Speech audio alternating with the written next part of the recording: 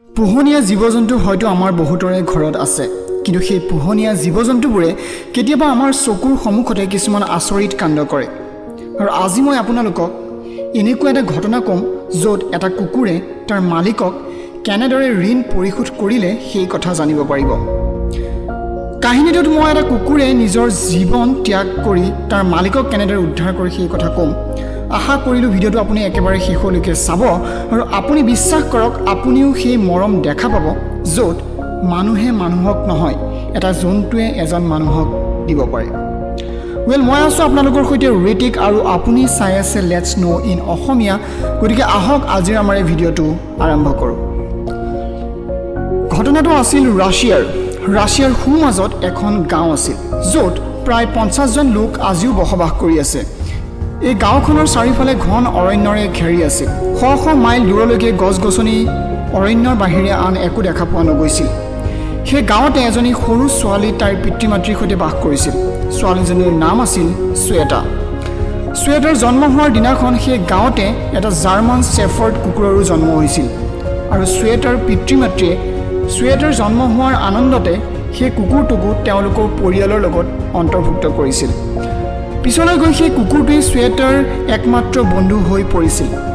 শ্বেতাই সেই কুকুৰটোৰ নাম ৰাখিছিল ট্ৰিউজক। ৰাছিয়ান ভাষাত তাৰ অৰ্থ হ'ল এজন প্ৰকৃত বন্ধু।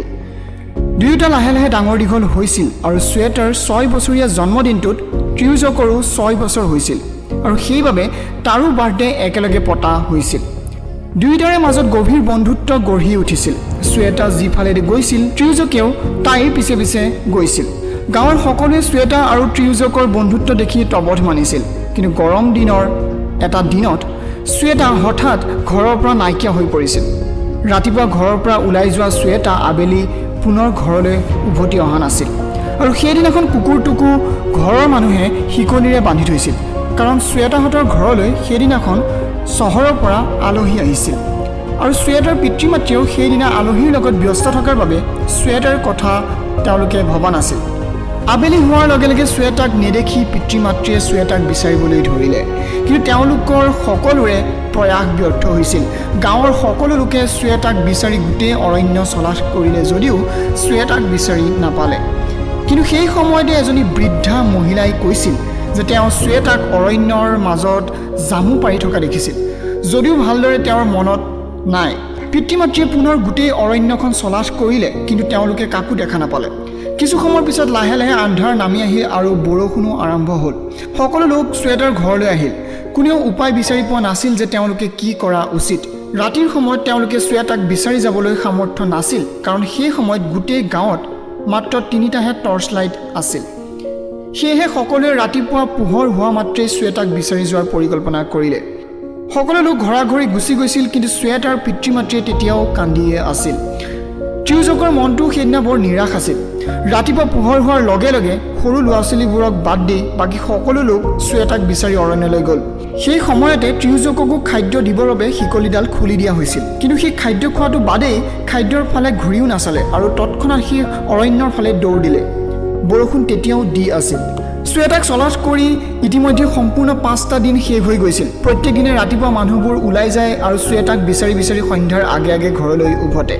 ট্ৰিউজক অৰণ্যলৈ যোৱাৰ পিছত 4 দিনলৈ তাৰো দেখা দেখি নাই।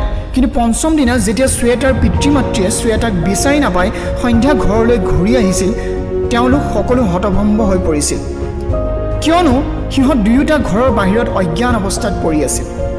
শ্বেতাৰ অৱস্থা একেবাৰে শোচনীয় আছিল আৰু ট্ৰিউজকেও ইতিমধ্যে তাৰ জীৱন ত্যাগ কৰিছিল।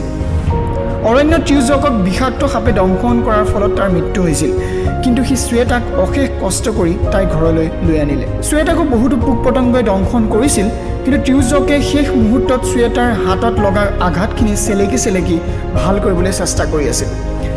ট্ৰিউজকৰ মৃত্যু হ'ল, কিন্তু সি জানিছিল যে শ্বেতাই এতিয়া নিজৰ ঘৰ বিচাৰি পালে আৰু তাই সুস্থ হৈ উঠিব।